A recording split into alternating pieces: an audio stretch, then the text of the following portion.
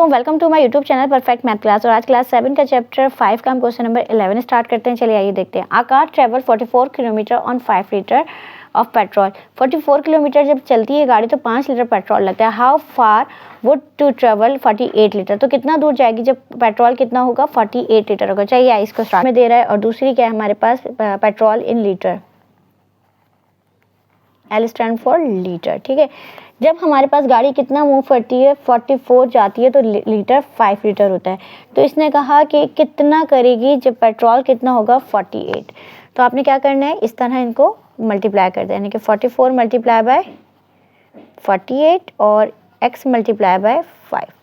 आपने इस तरह रखना है 44 मल्टीप्लाई बाय 48 अपॉन 5 कर दीजिएगा इज इक्वल्स टू x।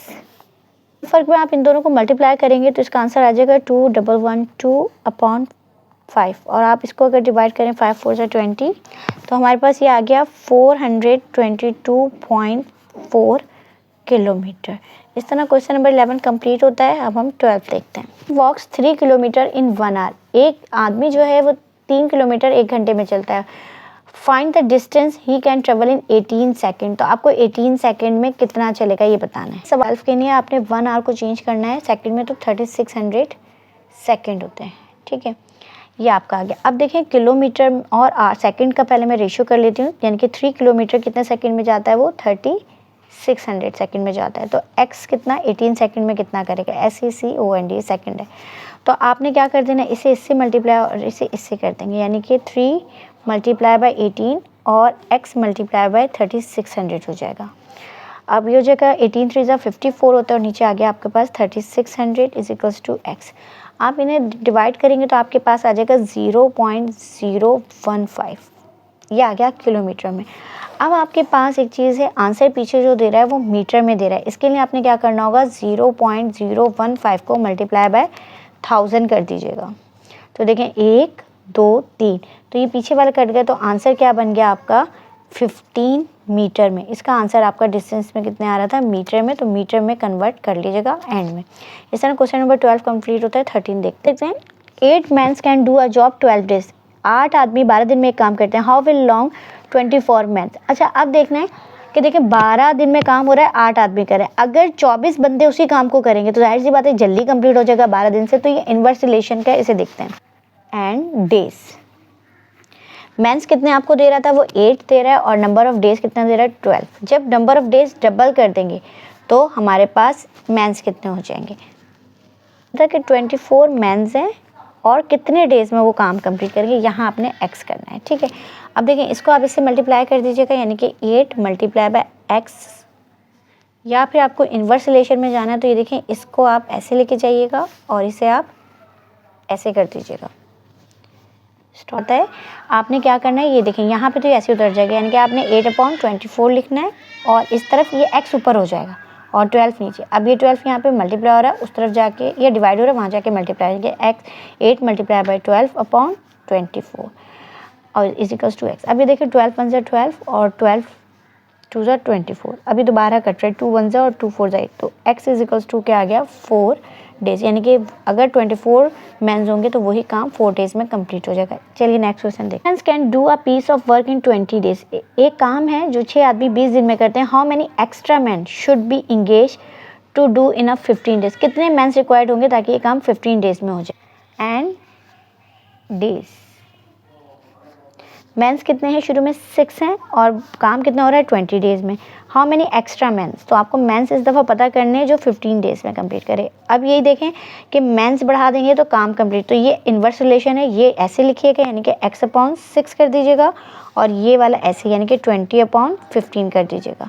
ये वहाँ जाके क्या हो जाएगा, मल्टीप्लाई हो जाएगा। 6 यहाँ पर डिवाइड हो रहा है, वहाँ जाके आप इसे मल्टीप्लाई, अब आप इसे कट कर लीजिएगा। 3 5 ज़ा 15 और 3 2 ज़ा 6, 5 4 ज़ा 20, 4 2 ज़ा 8, यानी कि 8 डेज लग रहे हैं। अब हमें इंगेज करना है कितने डेज, कितने मैंस एक्स्ट्रा हुए। तो कितने मैन एक्स्ट्रा हैं, देखिए पहले 6 थे और अब 8 हैं, ये मैंस निकाले हमने 6 8 मैंस, तो कितने एक्स्ट्रा मैंस कितने आ रहे हैं। एक्स्ट्रा के लिए आपने क्या काम करना है, 8 माइनस जो आपके पास पहले थे 6, तो क्या आ गया आपका आंसर 2 मैंस आपको रिक्वायर्ड है, इसके लिए 2 मैंस। मंथ्स, आपको 2 मंथ्स चाहिए होंगे ज़्यादा ताकि काम 15 डेज़ में कंप्लीट हो। नेक्स्ट क्वेश्चन देखते हैं। नंबर 15 पे आते हैं। A man left saving 215,000, 2.5 lakh रुपए छोड़ता है। हिज वाइफ है उसके यानी कि इनहेरिटेंस में, जायदाद में 2 डॉटर हैं, 1 सन है। Find the value of the share received. तो चलिए आइए पहले हम शेयर मालूम करना है। वीडियो का शेयर निकाल रहे हैं हम। सबसे पहले सेविंग कितनी थी उसके पास, 250,000। आपने वीडियो का जब भी शेयर निकालना है तो 1/8 कर लीजिएगा। फिर हमने क्या निकाल लिया, आपने इसको से रफ वर्क में जाना है तो आप डिवाइड कर लीजिएगा। कितना निकला, 31250 यानी कि 31,250। अब आपने क्या करना है, अब रिमेनिंग शेयर मालूम करना है पहले, क्योंकि जितने पैसे दिए थे उसमें से वाइफ को हिस्सा दे दिया तो पैसे कम हो जाएंगे। तो रिमेनिंग पहले निकालें, फिर हम उनके बच्चों में डिस्ट्रीब्यूट। रिमेनिंग शेयर निकालने के लिए आपने क्या करना है, 250,000 में से माइनस करने 31,250, तो आपके पास आ जाएगा। अब ये देखिए रिमेनिंग बैलेंस आपको पता चल गया। अब जो प्रॉपर्टी का शेयर छोड़ के गया था 2.5 लाख, उसमें से 1/8 वाइफ का निकाला तो जो बचा है 2,18,750। अब इसको डिस्ट्रीब्यूट करना है 2 डॉटर और 1 सन में। तो सम ऑफ रेशो निकालते हैं पहले हम। तो 2 डॉटर्स हैं तो 2 डॉटर है तो एक डॉटर का एक ही हिस्सा होता है 1+1, और सन को उसको डबल दिया जाता है तो ये हो जाएगा आपके पास 4 हो जाएगा। 2 डॉटर का 1 और एक सन का 2 है। अब आपने डॉटर का शेयर निकालना है तो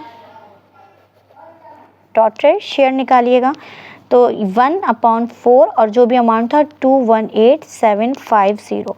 अब आप 4 से इसको डिवाइड कर दीजिएगा। डॉटर का शेयर आपके पास क्या आ गया,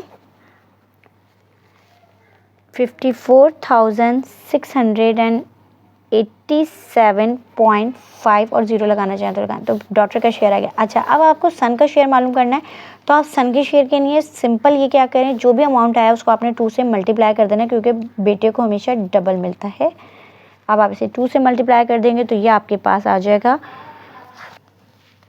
375 रुपीज़, यानी कि सन का शेयर आपके पास निकल गया। इस तरह क्वेश्चन नंबर 15 कंप्लीट होता है। लास्ट क्वेश्चन देखते हैं, question number 16। If had a property worth 750,000, his family to pay a debit। Debit का मतलब है उनके ऊपर कुछ कर्जा था। अगर किसी के पास कर्जा होगा तो पहले हम कर्जा अदा करेंगे। तो हमें रिमेनिंग बैलेंस निकालते हैं कि कितना बैलेंस है, जब डेबिट अमाउंट निकालना है पहले रिमेनिंग बैलेंस। तो कितना है, 750,000 में से आपने माइनस कर देना है 50,000, क्योंकि डेबिट अमाउंट का मतलब है ये कर्जा है। जब तक हम कर्जदारों का कर्ज अदा नहीं कर देंगे तो प्रॉपर्टी जो है शेयर होल्डर को डिस्ट्रीब्यूट नहीं की जाती। तो आपके पास रिमेनिंग बैलेंस आपके पास आ गया कितना, 700,000। अब इनका the rest of money was distributed 2 son a daughter. अब आपको सिर्फ 2 सन और 2 सन्स और 1 डॉटर है, तो हमने सम ऑफ रेशो निकालना है पहले। सम ऑफ रेशो तो देखें कितना है, 2 सन है, एक सन को 2 मिलेगा, फिर एक और सन है उसको भी 2, और डॉटर 1 है, तो सम ऑफ रेशो आ गई 5। अब इसी तरह डॉटर का शेयर निकाल लेते हैं। डॉटर शेयर तो देखें डॉटर कितनी है, 1 है, सम ऑफ रेशो कितना है 5, और अमाउंट कितना था 700,000। तो 5 1 ज़ा 5 7। देखें डॉटर का शेयर आपके पास आ गया कितना, आ गया 140,000, और यहाँ रुपीज़ भी आपने लिख देना है, ठीक है, डॉटर का शेयर। अब आपने सन के शेयर के लिए क्या कर देना है, सिंपल सन शेयर निकालने के लिए आपने जो भी अमाउंट आया उसको 2 से मल्टीप्लाई कर दीजिएगा।